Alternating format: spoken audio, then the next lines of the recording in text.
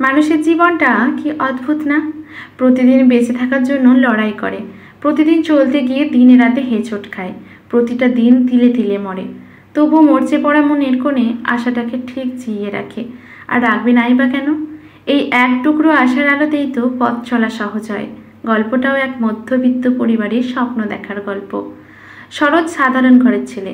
পড়াশোনা যতটা করেছে সেই তুলনায় মুদির দোকানে খাতা লেখার কাজটা ওর প্রাপ্য নয়, তবুও মেনে নিতে হয়েছে। একেই বোধ হয় ভাগ্য বলে। সরোজের ছেলে কৃষ্ণেন্দু এখন ক্লাস 5-এ পড়ে। নামি দামি বেসরকারি স্কুলে পড়ানোর ইচ্ছে থাকলেও উপায় নেই সরোজের। ছেলে মেয়েকে ওই স্কুলে পড়ানো কি মুখের কথা? বলেছিল পাশের বাড়ির রিন্টুর মা। ওই স্কুলে দিতে হলে বাবা মা দুজনকেই সার্ভিস করতে হয়, না হলে অত টাকা আসবে কি করে? প্রথমবারের অ্যাডমিশন ফি 15,000 টাকা। তারপর তো প্রতি বছর একটা খরচ লেগেই আছে, সঙ্গে ড্রেস, বই, খাতা আর অনুষ্ঠান তো লেগেই আছে। না, হবে না, বলে সরোজ। এত শত ভেবে বামন হয়ে চাঁদে ছোঁয়ার স্বপ্নটা বাদ দিয়ে সরকারি স্কুলেই ভর্তি করেছে ছেলেকে। কৃষ্ণেন্দ্র স্কুল ছুটি হয় 3টে নাগাদ। ওর মায়ের অত সময় নেই ওকে স্কুলে দিয়ে নিয়ে আসার। সংসারে কাজ কি কম? ঘরে বয়স্ক শ্বশুর শাশুড়ি আছেন, তাদের দেখভাল করা। এছাড়া ঘরের যাবতীয় কাজও স্বপ্নাকে করতে হয়। কাজের লোক রাখতে চেয়েছিল সরোজ, তবে সে যা মাইনে চায় তা অনেকটা। তাই স্বপ্না নিজে থেকেই সব কাজ করে নেয়। তাই সময় হয়ে ওঠে না আর কৃষ্ণেন্দুকে আনতে যাওয়ার। সকালের বাসি কাজ, রান্না করা, জল তোলা, তারপরে তো রান্নার পরেও কাজ থাকে ঘর পরিষ্কারের। কোনো দিন কৃষ্ণেন্দু স্কুল ছুটির পর বন্ধুদের সঙ্গে আসে, আবার কোনো দিন বন্ধুদের সঙ্গে খেলার কিছু নিয়ে ঝগড়া হলেই একাই রাস্তার এক পাশ ধরে বাড়ি ফেলে। বাচ্চা ছেলে, বয়স তার খুব বেশি নয়। বন্ধুর জিনিস দেখে সেটা নেওয়ার ইচ্ছে ওর হয়, তবে স্বপ্না সেসবে গুরুত্ব দেয় না। খুব সুন্দরভাবে ওকে বুঝিয়ে দিতে চায়। বাস্তবের সঙ্গে ছোট থেকেই ছেলের পরিচয় করিয়ে দিতে চায় স্বপ্না। দিন যায়, কৃষ্ণেন্দুও বড় হতে থাকে। তার ওপর বাবা মায়ের বয়স হয়েছে, শুধু পত্রও কেনার আছে।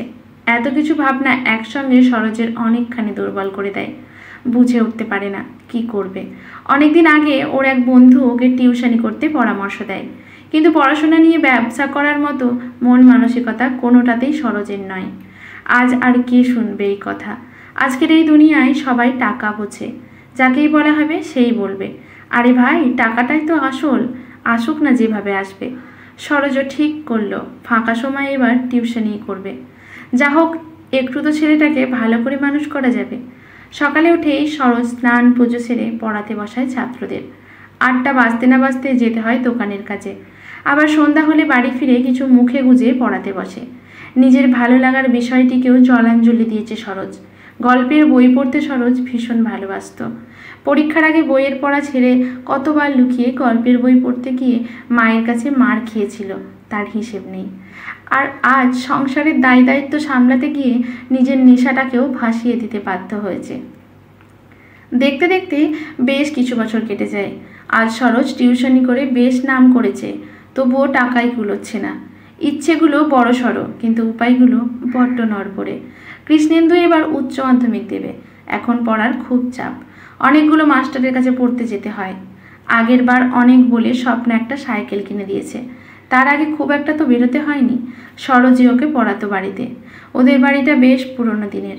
এবার আস্তে আস্তে চুন সরকি দেখা দিতে শুরু করেছে। যেই আসছে সেই বলছে, দাদা বাড়িটা একটু ঠিক করো, যা অবস্থা। হ্যাঁ, করতে হবে। প্রত্যেকেই সে কথা বলছে সরোজ, কিন্তু বাড়িতে হাত দিতে গেলে বেশ খরচের ব্যাপার, তাও লাখখানেক। মাঝে মাঝে নিজের ওপর নিজেরই খুব অভিমান হয়। কাউকে বলতে পারে না। জামার হাত দিয়ে চোখের জলটা মুছে নেয়। কৃষ্ণেন্দু পড়াশোনায় বেশ ভালো হয়েছে। এখন পরীক্ষা বলে বিকেলে খেলতেও আর যায় না, পড়তে বসে বাড়িতেই। ছেলেটিও আজ স্বপ্ন দেখতে শিখেছে। ওরও ইচ্ছে জেগেছে ডাক্তার হওয়ার। সরোজও জানে ছেলের ইচ্ছের কথা, তাই আরও চেষ্টা করে কিভাবে আরও টাকা রোজগার করা যায়। আগে সরোজ একটাই সাবজেক্ট পড়াতো, এখন 3টে সাবজেক্ট পড়ানোর কথা ভেবেছে। টাকা চাই টাকা, অনেক টাকার দরকার ওর। পাগলের মতো ছুটোছুটি করে। যা টাকা হয় তাতে সব খরচের পর খুব বেশি কিছু জমে না। হঠাৎ একদিন সরোজ স্কুল থেকে সবে ফিরছে। স্বপ্না গেট খুলে দিতে এসেছে। ওদিকে একটা আওয়াজ পাওয়া যায়। সরোজের বাবা বাথরুমে স্লিপ করে পড়ে গেছে। সঙ্গে সঙ্গে হসপিটাল। সেখানে এমার্জেন্সি কেস থেকে ভর্তি না নেওয়ায় নিয়ে যাওয়া হয় কলকাতায়। মাথায় রক্ত বেরোনো কিছুতেই বন্ধ হচ্ছে না। এমনিতেই সুগারের রোগী। সুস্থ হতে অনেক দিন সময় লাগলো ওনার। প্রেসক্রাইব করা ওষুধগুলোর দামও অনেক। এরই মধ্যে কৃষ্ণেন্দু উচ্চ মাধ্যমিক দিয়ে জয়েন্টের জন্য প্রিপারেশান নিচ্ছে। সপ্তাহে 2 দিন ওকে ভোরের ট্রেন ধরে কলকাতায় যেতে হয়। ফিরতে কোনো দিন রাত্রে 8টাও হয়, আবার কোনো দিন 10টা। সামনের সপ্তাহে রবিবার পড়েছে জয়েন্টের পরীক্ষা। রবিবারও তো ছুটি পায় না সরোজ। একাই যাবে কৃষ্ণেন্দু পরীক্ষা দিতে। আরও তো বন্ধুরা থাকবে নিশ্চয়ই। সরোজ এই বলে ওকে ট্রেনে তুলে দিয়ে আসে। বাজার হাট যা করার তা সরোজ প্রায় যতটা পারে রবিবারই করে দেয়। ওদের ওখানে আবার বৃহস্পতিবারে দোকানপাট সব বন্ধ থাকে। বাজারে গিয়ে দেখা হলো অনেক দিনের পুরনো বন্ধু অখিলের সঙ্গে।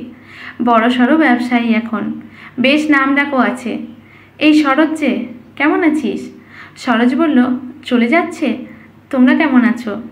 বৌদি কেমন আছে? অখিলের বউকে সরোজ প্রথম থেকেই বৌদি বলে এসেছে, নাম ধরতে পারেনি। সবাই ভালো আছে। তা তোর ছেলে কি করছে? কত বড় হলো? হ্যাঁ, এবার জয়েন্ট দিচ্ছে। অখিল বলল, জয়েন্ট তো দিচ্ছে ভাই, কিন্তু ডাক্তারি পড়াতে তো বেশ খরচ রে।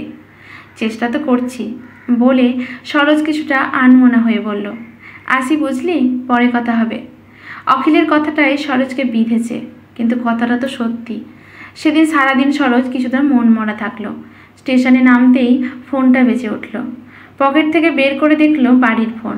এই তো চলে এসেছি বলে ফোনটা রেখেই সামনে হাঁটা দিল। আকাশে মেঘও নেই, বৃষ্টি হওয়ারও কোনো সম্ভাবনা নেই, দেখা গেল না। তবুও কোথা থেকে এক ছাট বৃষ্টি এসে ভিজিয়ে দিল সমস্ত শরীরটা।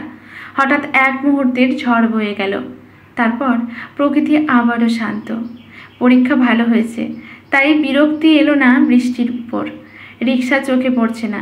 2-1টা টোটো যাওয়া চোখে পড়লো, তবে তারা যেতে চাইল না। হেঁটেই ফিরতে হচ্ছে বাড়ি। ভেজা জামা শরীরটাকে বারবার চেপে ধরছে। বাড়ি যখন পৌঁছলো তখন ঘড়িতে 8টা।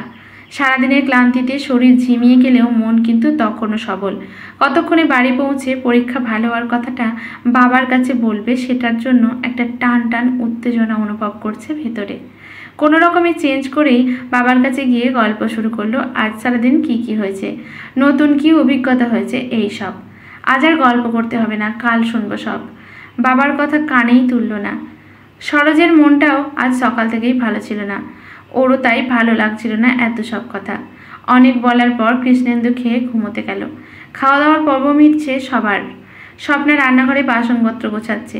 সরোজ গিয়ে বসলো কৃষ্ণেন্দুর ঘরে। ঘুমিয়ে পড়েছে এতক্ষণে। অনেকক্ষণ সরোজ একভাবে ছেলের মুখের দিকে তাকিয়ে থাকলো। দেখতে পেল ওর চোখে মুখে একটা রঙিন স্বপ্ন শুকতারার মতো জল করছে। ডাক্তার হওয়ার স্বপ্ন, লোকের সেবা করার স্বপ্ন, নার্সিং হোম করার স্বপ্ন। এই দুটো ছোট ছোট চোখে কত বড় বড় স্বপ্ন। এত স্বপ্ন দেখার সাহস রাখে কি করে ওই মধ্যবিত্ত পরিবার থেকে উঠে আসা ছেলেটির দুটি চোখ? ঘরে ঢুকে স্বপ্না সরোজকে দেখতে না পেয়ে বুঝলো কৃষ্ণেন্দুর ঘরে গেছে।